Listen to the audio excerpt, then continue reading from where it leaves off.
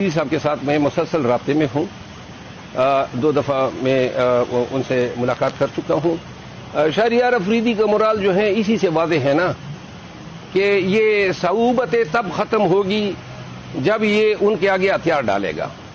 کوئی بھی یہ اندازہ نہ کریں کہ یہ نفرت کے بیج جو ہیں یہ مہینوں میں ختم ہو جائیں گے, یہ ایور لاسٹنگ ہوں گے. اور تو مرال یہی ہے کہ مرال جو ہے یہی مرال ہے یا یہی. دیکھیں آپ کو میں بتا دوں کہ آج کل جو پی ٹی آئی کی نظر بند لیڈرشپ ہے ان کا مورال لازماً جیل میں تکالیف ہیں, دھمکیاں ہیں, تھریٹس ہیں, ان ہیومن ٹریٹمنٹ ہے.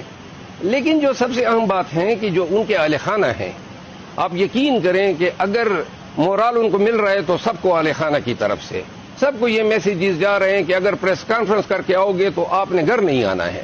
تو لہذا لوگ خود تو ڈٹے ہیں, کڑے ہیں, لیکن سلام ہے ان کے اہل خانہ کو. ان کو پتہ ہے ان کے جو قریبی عزیز ہیں ان پہ کیا بیت رہی ہیں, لیکن وہ خود سمجھتے ہیں کہ اس وقت میں خان کا ساتھ چھوڑ دینا وہ بغیرتی ہوگی.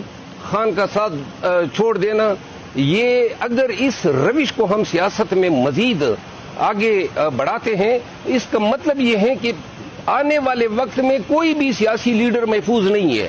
یہی عمل جو اس کے ساتھ ہو رہا ہے پی ٹی آئی میں خان کے ساتھ ہو رہا ہے, یہ کل نواز شریف کے ساتھ بھی ہوگا, یہ کل زرداری صاحب کے ساتھ بھی ہوگا, یہ شہباز شریف کے ساتھ بھی ہوگا, مولانا فضل الرحمان صاحب کے ساتھ بھی ہوگا. آپ سیاستدانوں کو بے توقیر کر رہے ہیں, گویا اپنے آپ کو بے توقیر کر رہے ہیں. اور کیوں کر رہے ہیں؟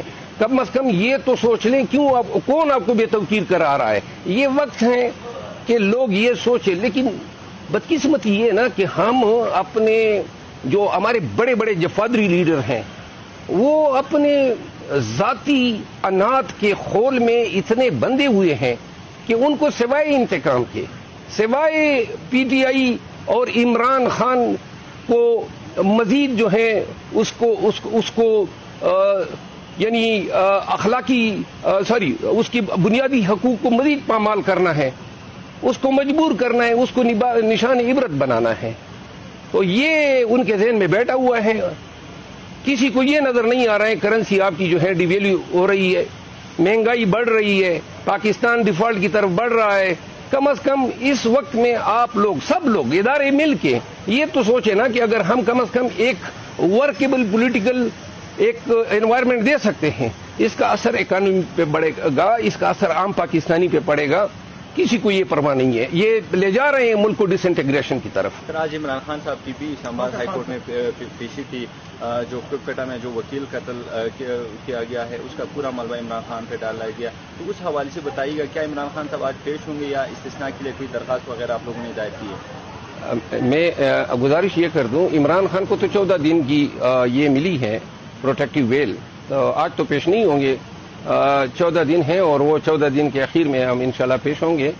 یہ جو وکیل صاحب کا ملبہ ڈالا گیا ہے, ایسا آپ یہ بتائیں کون سا ملبہ ہے جو نہیں ڈالا جا رہا ہے؟ مطلب یہ آپ یقین کریں کہ ہم اب یہ بھی فیئر کر رہے ہیں کہ کراچی میں اگر گن پوائنٹ پہ سنیچنگ کی وارداتی ہوگی, اب یہ ان میں بھی پی ٹی آئی کے لیڈرز کو ملوث کریں گے کہ جی یہ بھی ان میں ان کا ماسٹر مائنڈ تھے یا ان کا کوئی یہ تھا. آج کل وکلاء کو ہمیں جب عدالتوں میں جاتے ہیں ہمیں تکلیفیں میں پتہ ہی نہیں چل رہا ہے کہ ان 160 کیسز میں کون سی فائل ہم اٹھائے ہوئے ہیں. جج صاحب کو پتہ نہیں چلتا ہے کہ کس فائل کو. تو لہذا ایک اندھیر نگری ہے اور وہ کہتے ہیں نا اندھیر نگری چوپٹ راج, یہ اس میں ہم گزر رہے ہیں. اللہ کرے یہ ملک کے لیے اچھا نہیں ہے. پارٹیوں کے مقاصد یا ان کے مفادات سے بالاتر جو سب سے اہمیت ہیں وہ پاکستان کی سالمیت ہے.